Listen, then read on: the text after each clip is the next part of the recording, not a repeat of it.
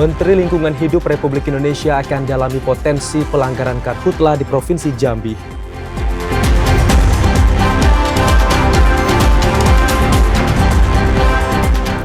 Satgas Karhutla Provinsi Jambi menebar 10.000 kg garam untuk hujan buatan.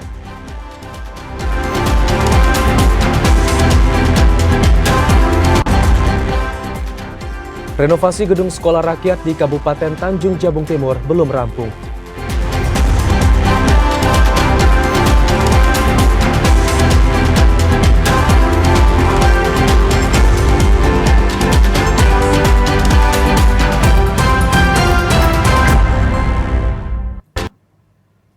Assalamualaikum warahmatullahi wabarakatuh. Selamat sore saudara. Kami kembali menyapa Anda dalam program Jambi hari ini, edisi Kamis 31 Juli 2025. Ya, selain 3 berita utama tadi, redaksi kami juga telah menyiapkan sejumlah informasi penting dan menarik lainnya untuk Anda. Bersama saya Malika Hijriati Dewi. Dan saya Ahmad Solihin, inilah Jambi hari ini selengkapnya.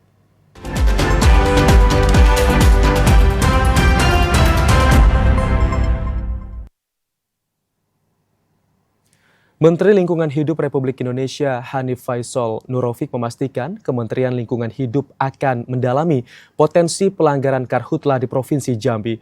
Penindakan pelanggaran Karhutla perlu ditegakkan untuk mengetahui ada atau tidaknya pelanggaran yang telah merusak lingkungan. Menteri Lingkungan Hidup Republik Indonesia Hanif Faisal Nurofik akan mendalami potensi pelanggaran Karhutla di Provinsi Jambi. Hal itu ditekankan Hanif Faisal Nurofik setelah melakukan pemantauan Karhutla di Desa Gambut Jaya, Kecamatan Sungai Gelam, Kabupaten Muaro Jambi, bersama Kepala BNPB dan Gubernur Jambi melalui udara. Hanif Faisal Nurofik mengatakan, berdasarkan monitoring yang dilakukan Kementerian Lingkungan Hidup, kawasan yang terbakar di wilayah Provinsi Jambi dinilai masih cukup basah. Kondisi ini secara perhitungan logis tidak memungkinkan api hidup dengan sendirinya. Kementerian Lingkungan Hidup akan melakukan penyelidikan lebih mendalam terkait kejadian Karhutla di Provinsi Jambi dan akan menurunkan tim ke lokasi kebakaran untuk melakukan penelusuran secara langsung. Hanif Faisal Nurofik menambahkan, penindakan pelanggaran Karhutla perlu ditegakkan untuk mengetahui ada atau tidaknya pelanggaran yang telah merusak lingkungan. Secara umum tadi kita hanya melihat satu sedang masa pendinginan, tetapi karakternya memang itu dari sifat pengolahan tanahnya mirip dengan perkebunan, dan berdasarkan peta tutupan lahan kami memang peta daerah itu merupakan daerah perkebunan dan pertanian lahan kering. Kami tentu akan melakukan pendalaman lebih lanjut. Kepala BNPB Republik Indonesia Lejen TNI Suharyanto mengatakan, proses penanganan Karhutla di Provinsi Jambi sudah dilakukan secara optimal. Operasi modifikasi cuaca OMC yang didorong pemerintah pusat sangat membantu Satgas Karhutla daerah untuk mengendalikan kebakaran dan meminimalisir potensi terjadinya Karhutla. Jadi OMC yang dilakukan beberapa waktu ini sebelum terjadinya musim kemarau itu sudah ada hasilnya. Terlihat bahwa tadi disampaikan oleh Bapak Menteri juga, lahan di bawah itu relatif basah sehingga mungkin kecil sekali untuk terbakar ya. Kemudian juga sekarang juga ada armada OMC yang standby di Jambi ya, yang terus melakukan operasi modifikasi cuaca, dan tadi bahkan sebelum kita turun ke Lanut juga sudah terjadi hujan itu di Kota Jambi. Pemerintah pusat akan memaksimalkan penegakan hukum untuk seluruh pelanggaran Karhutla yang menyebabkan bencana kabut asap. Randy Arta, TVRI Jambi melaporkan. Ya, sementara itu, Saudara, Menteri Lingkungan Hidup Republik Indonesia Hanif Faisal Nurofik memuji penanganan dan penanggulangan Karhutla yang dilakukan pemerintah Provinsi Jambi bersama Satgas Karhutla daerah. Hanif Faisal Nurofik menilai kondisi Karhutla di Provinsi Jambi sangat terkendali. Menteri Lingkungan Hidup Republik Indonesia Hanif Faisal Nurofik memuji penanganan dan penanggulangan Karhutla yang dilakukan pemerintah Provinsi Jambi bersama tim Satgas Karhutla daerah. Hal tersebut disampaikan Hanif Faisal Nurofik dalam rapat koordinasi pengendalian Karhutla tahun 2025 di Provinsi Jambi bersama Kepala BNPB serta Kepala BMKG RI. Hanif Faisal Nurofik menilai kondisi Karhutla di Provinsi Jambi sangat terkendali. Dari luasan 5.000 hektar lahan kejadian Karhutla di Indonesia, Provinsi Jambi hanya menyumbang 10% luas Karhutla. Ada 3 langkah utama yang perlu dijadikan contoh penanganan Karhutla dari Provinsi Jambi. yakni pengaktifan peringatan dini kebakaran, penataan tinggi muka air dan penempatan posko-posko Satgas Karhutla di wilayah rawan kebakaran. 3 langkah utama pengendalian Karhutla tersebut dinilai sangat berdampak positif dalam pengendalian dan penanganan Karhutla di Provinsi Jambi. Upaya-upaya masif sebenarnya telah menjadi legasi dari teman-teman Provinsi Jambi. Ada 3 hal utama yang telah dilakukan dan sampai hari ini tetap dilakukan. Yang pertama ada early warning system yang disusun oleh Bapak Gubernur dan Pak Kapolda waktu itu yang sampai sekarang masih berjalan. Kemudian penaatan tinggi muka air tanah yang dilaksanakan oleh teman-teman Kepala Dinas Kehutanan dan Lingkungan Hidup Provinsi maupun Kabupaten Kota. Gubernur Al-Haris berkomitmen untuk mewujudkan penanganan dan penanggulangan Karhutla yang konkret dan responsif. Pemprov Jambi telah menyiapkan 11 langkah untuk mengantisipasi terjadinya Karhutla. Hingga 30 Juli 2025, luas lahan terbakar di wilayah Jambi mencapai 428 hektar dari 110 kejadian. Karhutla terluas terjadi di Kabupaten Muaro Jambi. Bahwa tentu di daerah yang kami anggap krusial, pertama kan Muaro Jambi, Batanghari, Debu, Bungo, Selatan Belangin. Kalau Tanjab Timur juga ada gambutnya banyak. Tanjab Barat, Teluk Kerinci, Kota Sungai Penuh, Kota Jambi, biasanya memang tiap tahun itu agak minim kebakaran. Dalam penanganan Karhutla, Provinsi Jambi mendapatkan 5 helikopter dari pemerintah pusat, yakni 3 helikopter patroli dan 2 helikopter waterbombing, serta 1 pesawat untuk operasi modifikasi cuaca. Randy Arta, TVRI Jambi melaporkan. Tim Satgas Karhutla Kabupaten Sarolangun meningkatkan patroli pengendalian Karhutla. Di Kabupaten Sarolangun ada 3 wilayah yang masuk dalam zona merah kekeringan. Menjelang puncak musim kemarau basah yang diprediksi terjadi pada Agustus mendatang, tim Satgas Karhutla Kabupaten Sarolangun telah melakukan antisipasi pengendalian Karhutla. Sekretaris Manggala Agni Daerah Operasi Sumatera 13 Sarko, Diva Islami mengatakan, pihaknya terus meningkatkan sinergisitas dan penguatan kolaborasi lintas sektor untuk mencegah terjadinya bencana Karhutla di wilayah lahan gambut. Tak hanya itu, tim Satgas juga meningkatkan sosialisasi kepada masyarakat dan melakukan patroli di wilayah yang masuk dalam zona kekeringan. Kalau dari prediksi BMKG sendiri untuk puncak kemarau itu Juli-Agustus. Concern kita untuk Daop Sarolangun ini ada 3 kecamatan. Yang pertama Kecamatan Air Hitam, Kecamatan Pauh, dan juga Kecamatan Sarolangun. Tim Satgas Karhutla yang diperkuat unsur TNI, Polri, BPBD, Manggala Agni, Damkar, PMI, dan masyarakat peduli api ini rutin melakukan pengecekan kelembapan tanah di sejumlah wilayah yang memiliki lahan gambut. Edi Kusnadi, TVRI Jambi melaporkan. Ya, sementara itu, Saudara, 10.000 kg garam natrium klorida ditebar di awan sebagai bahan modifikasi cuaca di Provinsi Jambi. Modifikasi hujan buatan ini dilakukan untuk mempercepat penanggulangan kebakaran lahan gambut di Provinsi Jambi. Satgas Karhutla Provinsi Jambi mulai melakukan penaburan garam atau natrium klorida di sejumlah titik awan di Provinsi Jambi. Penaburan garam ini untuk mempercepat timbulnya awan penghujan hingga membasahi sejumlah titik rawan kebakaran hutan dan lahan di Provinsi Jambi. Deputi Bidang Modifikasi Cuaca, Maria Claudiana mengatakan, sekitar 1.000 kg NaCl disemai untuk menumbuhkan awan hujan. Selama sepekan ke depan, 10 ton garam telah disediakan untuk modifikasi cuaca dengan target menghasilkan hujan buatan. Modifikasi cuaca menjadi salah satu upaya untuk mempercepat pemadaman dan pendinginan di lahan gambut yang terbakar. Jadi memang target kita di seluruh wilayah lahan gambut yang sudah terbakar, namun kembali lagi kita lihat juga dengan potensi cuaca untuk dilakukan modifikasi cuaca ini. Untuk kemarin, satu sorti kemarin kita sudah menebar 1.000 kilogram NaCl. Upaya modifikasi cuaca diharapkan dapat meminimalisasi terjadinya Karhutla yang menjadi ancaman saat musim kemarau. Ashar, TVRI Jambi melaporkan. Kualitas udara di Kabupaten Muaro Jambi saat ini masih dalam kategori baik meski telah terjadi Karhutla di sejumlah wilayah. Berdasarkan Indeks Standar Pencemaran Udara atau ISPU, Kualitas udara di Muaro Jambi berada di angka 43 atau masuk dalam zona hijau. Kebakaran hutan dan lahan saat ini terjadi di sejumlah daerah dalam wilayah Provinsi Jambi. Tak hanya terhadap lingkungan, karhutla juga berdampak terhadap kualitas udara yang dapat mengganggu aktivitas dan kesehatan masyarakat. Kadis Lingkungan Hidup Muaro Jambi, Evi Syahrul mengatakan, karhutla saat ini belum berdampak terhadap kualitas udara di Kabupaten Muaro Jambi. Berdasarkan Indeks Standar Pencemaran Udara ISPU, kualitas udara di Kabupaten Muaro Jambi berada di angka 43 atau masuk dalam zona hijau.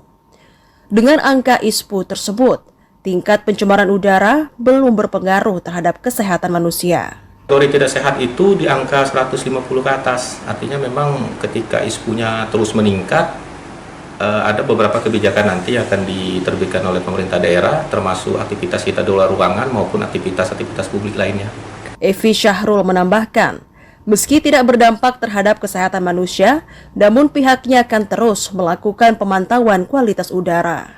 Pemantauan kualitas udara dapat dilakukan secara online melalui aplikasi ISPUNet KLH yang disediakan oleh Kementerian Lingkungan Hidup dan Kehutanan KLHK. Azam Afnan, TVRI Jambi melaporkan.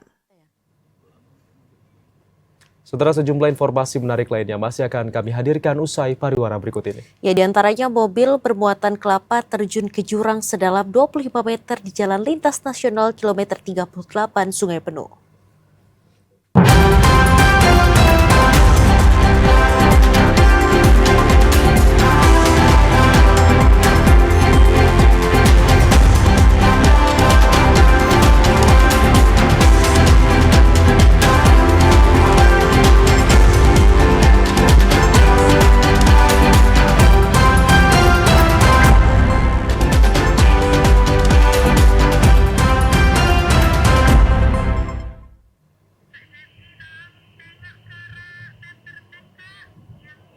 Ya, terima kasih saudara, Anda masih menyaksikan Jambi hari ini.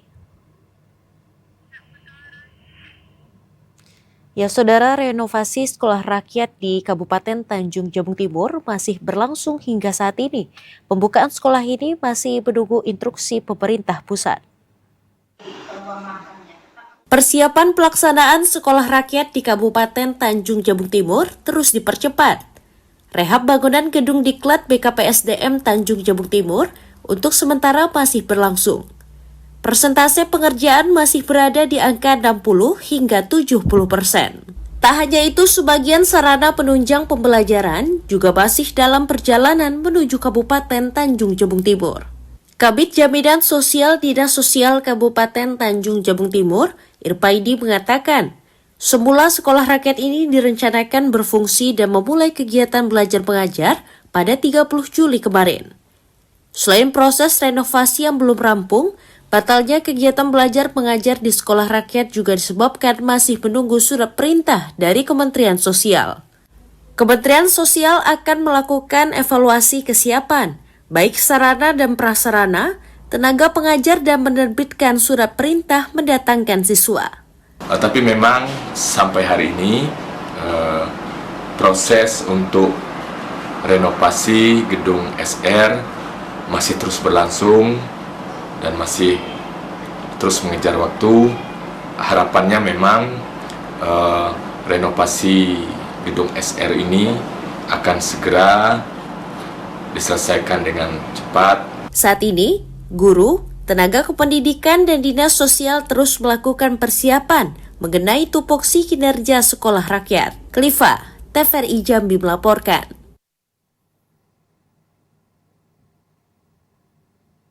Pemerintah Kabupaten Batanghari terus berupaya mempercepat pembangunan sekolah rakyat di lahan seluas 7 hektar. Saat ini proses pembebasan lahan masih dalam tahap perencanaan atau negosiasi. Untuk merealisasikan pembangunan sekolah rakyat, pemerintah Kabupaten Batanghari saat ini masih melakukan tahapan penambahan luasan lahan dari 5 hektar menjadi 7 hektar.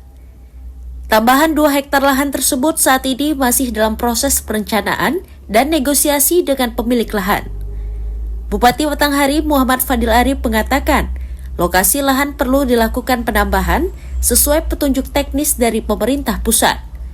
Penambahan luasan lahan dilakukan untuk memaksimalkan pembangunan fasilitas dan sarana pendukung sekolah rakyat.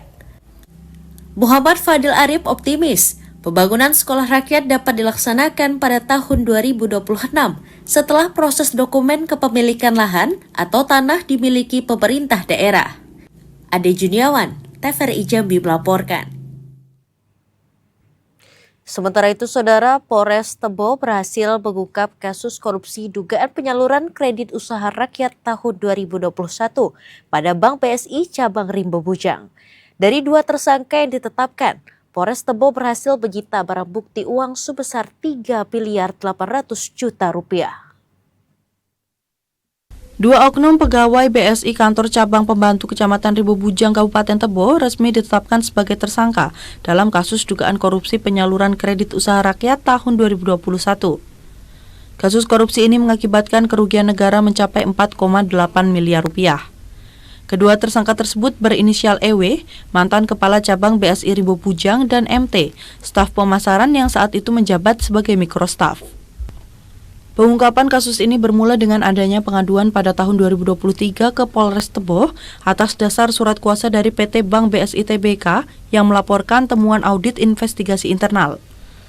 Temuan audit ini terkait indikasi pembiayaan mikrokur topengan di KCP Jambi Rimbo Bujang 1. Atas dasar laporan tersebut, Polres Tebo melakukan penyelidikan hingga penetapan tersangka. Dalam konferensi persnya, Kapolres Tebo AKBP Trianto mengatakan, kedua tersangka diduga telah melakukan manipulasi data dan dokumen permohonan kredit hingga menyebabkan dana pinjaman disalurkan kepada 26 nasabah fiktif. Kredit kur tersebut diproses tanpa melalui verifikasi lapangan dan menggunakan identitas palsu yang direkayasa sedemikian rupa agar lolos proses scoring. Dalam modusnya, tersangka sengaja mengabaikan prosedur standar seperti kunjungan ke tempat usaha dan kediaman pemohon kredit. Dari hasil penyidikan, polisi berhasil menyita uang sebesar 3,8 miliar rupiah yang berasal dari angsuran nasabah dan klaim asuransi dari Jamkrindo dan Askrindo Syariah. Jadi ini didapat dari 24 nasabah kur kecil dan 2 nasabah kur mikro. Jadi total loss 4 miliar 825 juta rupiah. Atas perbuatannya, kedua tersangka dijerat dengan pasal 2 ayat 1 dan pasal 3 Undang-Undang Republik Indonesia Nomor 20 Tahun 2001 tentang pemberantasan tindak pidana korupsi. Kedua tersangka terancam hukuman maksimal 20 tahun penjara. Intizam TVRI Jambi melaporkan. Saudara, satu unit mobil bermuatan kelapa terjun ke jurang sedalam 25 meter di jalan penghubung antara kota Sungai Penuh dengan Sumatera Barat. Laka lantas tersebut menyebabkan 2 orang meninggal dunia dan 1 orang lainnya hanya mengalami luka ringan. Beginilah video amatir saat anggota Satlantas Polres Kerinci melakukan evakuasi terhadap satu unit mobil bermuatan kelapa yang terjun ke jurang sedalam 25 meter. Laka lantas tersebut terjadi di Jalan Lintas Nasional Kilometer 38, jalan penghubung antara Kota Sungai Penuh dan Sumatera Barat via pesisir selatan. Dengan alat seadanya, proses evakuasi korban berlangsung dengan penuh dramatis. Kasat Lantas Polres Kerinci, Ibtu Into Sujarwo mengatakan, berdasarkan informasi yang dihimpun dari warga sekitar, kecelakaan berawal dari satu unit mobil bermuatan kelapa yang datang dari arah pesisir selatan hendak menuju Kabupaten Kerinci, berpapasan dengan kendaraan yang datang dari arah berlawanan di lokasi kejadian. Ruas jalan yang sempit membuat sopir pengangkut kelapa terpaksa mengambil jalur ke kiri yang mengakibatkan satu roda kendaraan terperosok dan terjun ke jurang sedalam 25 meter. Jurang yang cukup terjal menyebabkan pihak kepolisian beserta masyarakat kesulitan untuk mengevakuasi mobil yang jatuh ke jurang. Jadi itu kendaraan berpapasan dengan kendaraan yang berlawanan arah sehingga mengambil jalur terlalu kiri di bahu jalan. Dalam kondisi bahu jalan itu longsor, maka roda kendaraan tersebut terperosok masuk ke dalam jurang dan mengakibatkan kendaraan tersebut masuk ke dalam jurang. Laka lantas tersebut menyebabkan 2 orang meninggal dunia dan 1 orang lainnya hanya mengalami luka ringan. Kedua korban yang meninggal dunia langsung dibawa menggunakan ambulans menuju rumah duka untuk dimakamkan. Sementara korban yang mengalami luka ringan telah mendapatkan perawatan intensif di rumah sakit terdekat. Fahlan Diandra, TVRI Jambi melaporkan. 2 unit mobil tertimpa pohon saat sedang mengantri bahan bakar minyak di SPBU kawasan Palmerah, Kecamatan Jambi Selatan, Kota Jambi. Beruntung tidak ada korban jiwa dalam peristiwa tersebut. Angin kencang yang terjadi pada Rabu sore kemarin menyebabkan pohon di kawasan Palmerah, Kecamatan Jambi Selatan, Kota Jambi roboh. Pohon tersebut menimpa 2 unit mobil yang sedang antri mengisi bahan bakar minyak. 2 unit mobil yang tertimpa tersebut merupakan 1 unit mobil box dan 1 unit mobil truk. Beruntung tidak ada korban jiwa dalam peristiwa ini. Salah seorang korban, Surya Agung, mengatakan saat kejadian dirinya sedang berada di dalam mobil. Saat terdengar suara retakan kayu, tiba-tiba pohon sudah menimpa mobil.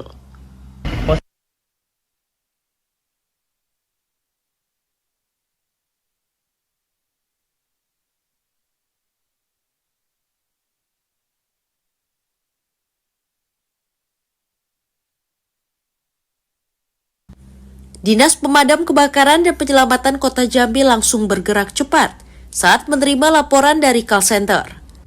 Petugas butuh waktu 1,5 jam untuk melakukan evakuasi memotong pohon tumbang tersebut. Masyarakat diminta untuk waspada saat melakukan aktivitas di luar rumah, karena bencana pohon tumbang rentan terjadi saat angin kencang. Joko, TVRI Jambi melaporkan. Bunda PAUD Provinsi Jambi luncurkan program 7 kebiasaan hidup sehat. Informasi selengkapnya akan kami hadirkan dalam segmen advertorial usai pariwara berikut ini. Tetaplah bersama kami.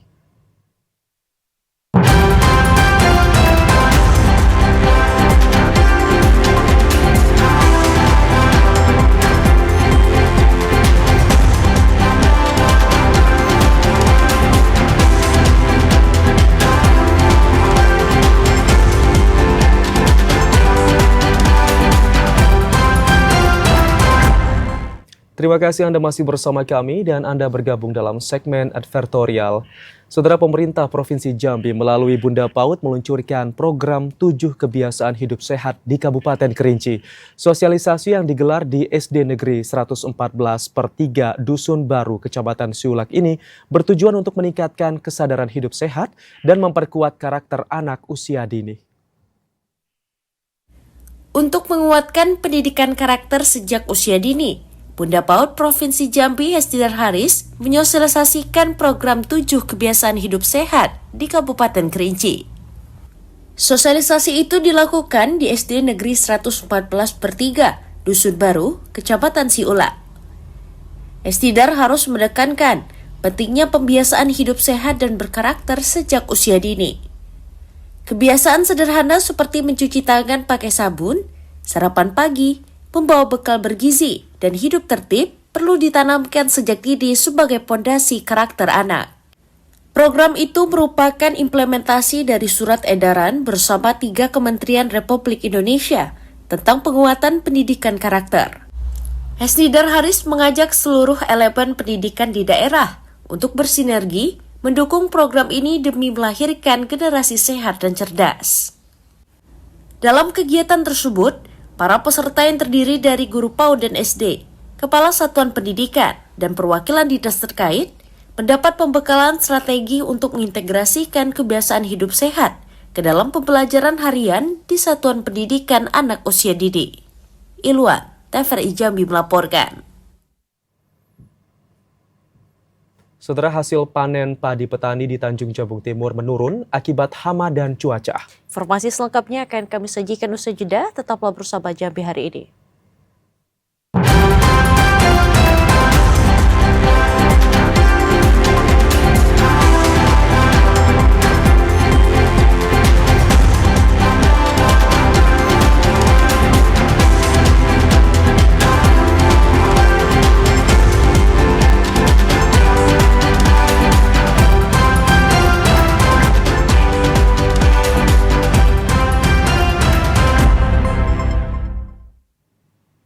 Ya saudara, Anda masih menyaksikan Jambi hari ini. Petani padi di Kabupaten Tanjung Jabung Timur saat ini memasuki masa panen kedua. Faktor hama dan cuaca menjadi salah satu penyebab menurunnya hasil panen padi. Petani di Desa Lagan Ulu, Kecamatan Geragai, Kabupaten Tanjung Jabung Timur, saat ini tengah menjalani masa panen padi kedua. Berbeda dari masa panen sebelumnya, hasil panen kali ini tidak sebaik musim panen pertama yang berlangsung pada Februari lalu. Petani merasa hasil panen kedua kurang maksimal. Salah seorang petani, Syafullah, mengatakan, pada musim panen pertama, 1 hektar sawah dapat menghasilkan 40 karung gabah. Sementara pada panen kedua ini, 1 hektar sawah hanya menghasilkan 14 hingga 15 karung gabah. Menurutnya hasil panen ini membuat petani merasa khawatir dan prihatin. Faktor cuaca dan hama burung menjadi faktor utama yang menyebabkan menurunnya hasil panen padi.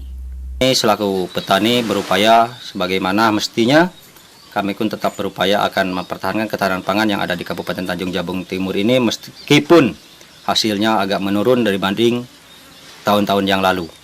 Namun harapan kami juga kepada pemerintah khususnya di pertanian, bagaimana caranya supaya kita selaku petani ini bisa menanggulangi alam di saat kemarau panjang dan bisa menghasilkan produksi pasca panen paling tidak di dalam pengairan dan irigasinya harus kita benahi. Petani berharap pemerintah daerah dapat mencarikan solusi terhadap permasalahan yang dihadapi agar para petani dapat meningkatkan produktivitas. Klifa, TVRI Jambi melaporkan. Masyarakat yang tergabung dalam Forum Calon Daerah Otonomi Baru Tabiraya kembali memperjuangkan terbentuknya Kabupaten Tabiraya. Forum Masyarakat Pemekaran Tabiraya menilai luasnya wilayah Kabupaten Merangin kerap menghambat pembangunan infrastruktur di 8 kecamatan. Masyarakat yang tergabung dalam Forum Calon Daerah Otonomi Baru Tabiraya memadati aula kantor DPRD Merangin. Mereka melakukan konsolidasi bersama Dewan dan menyuarakan aspirasi terbentuknya Kabupaten Tabiraya. Ketua Pemekaran Tabiraya Zakaria Saleh mengatakan, perjuangan Tabiraya menjadi kabupaten telah berlangsung selama 15 tahun. Wilayah Kabupaten Merangin yang luas membuat tidak meratanya pembangunan fisik dan infrastruktur di 8 kecamatan. 8 kecamatan yang masuk pemekaran yakni Tabir, Margo Tabir, Tabir Lintas, Tabir Selatan, Tabir Ulu, Tabir Ili, Tabir Timur, dan Tabir Barat. Tabiraya ini sejak tahun 96 itu oleh pemerintah pusat disuruh mekar ini. Kebetulan persyaratan administrasi kita masih kurang, dikasih itu ke Seralangun. Seralangun lah yang dapat. Setelah itu, enggak, bukan tebo. Kita kan gini, lantaran tabir tidak cukup secara administrasi, kita mekarkan. Tabir itu dari 2 kecamatan menjadi 8 kecamatan. Wakil Ketua DPRD Kabupaten Merangin Herman Effendi mengatakan, usulan Tabiraya menjadi kabupaten telah disampaikan ke Kementerian Dalam Negeri. Saat ini Dewan masih menunggu tanggapan dari pemerintah pusat. Untuk peraturan presiden ini bukan hanya saja tergantung dengan Tabiraya, tapi ada beberapa calon kabupaten seluruh Indonesia juga berjuang juga. Nah, tidak mesti Tabiraya yang sanggup untuk membuka kunci itu. Nah, inilah yang kita cari solusi bersama-sama. Bagaimana cara membuatnya, dan tentunya kita berharap pemerintah juga melihat kondisi di bawah yang diinginkan oleh masyarakat di seluruh Indonesia yang ingin membuat wilayah pemekaran kabupaten baru ini. Tabiraya memiliki luas sekitar 2.000 km persegi dengan jumlah penduduk sekitar 118.000 jiwa. M. Sobar, TVRI Jambi melaporkan. Saudara, informasi tadi menjadi akhir dari perjumpaan kita di Jambi hari ini. Terima kasih atas perhatian dan kebersamaan Anda, dan akhirnya saya Ahmad Solihin. Dan saya Malika Hijriati Dewi bersama kerabat kerja yang bertugas pamit undur diri. Wassalamualaikum warahmatullahi wabarakatuh dan sampai jumpa.